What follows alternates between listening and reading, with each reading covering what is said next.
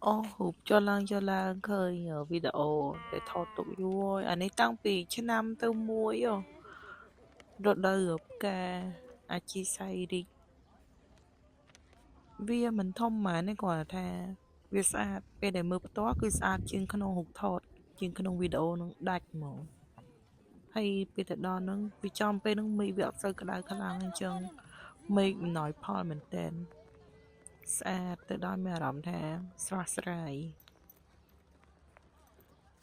ឃើញស្អាតហ្នឹងក៏នាំគ្នាទៅថតនេះឡើងមកដល់ខាងលើយើងថតពីលើ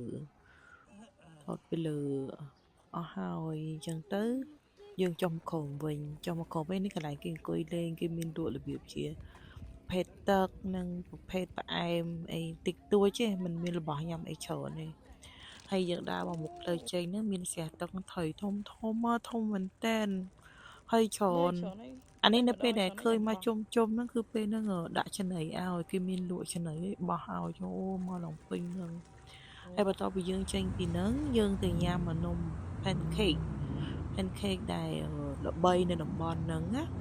យើងក៏ចាប់ផ្ដើមចុះឈ្មោះចំនួនមនុស្សដែលត្រូវចូលអញ្ចឹងទៅហើយយើងក៏ចូលទៅនេះមកមង្គលហៅមួយចានពេលនេះខ្ញុំអត់បានហៅខ្ញុំញ៉ាំពីអ្នកកូនដោយសារអីពេលហ្នឹងកំពុងតែពេញតម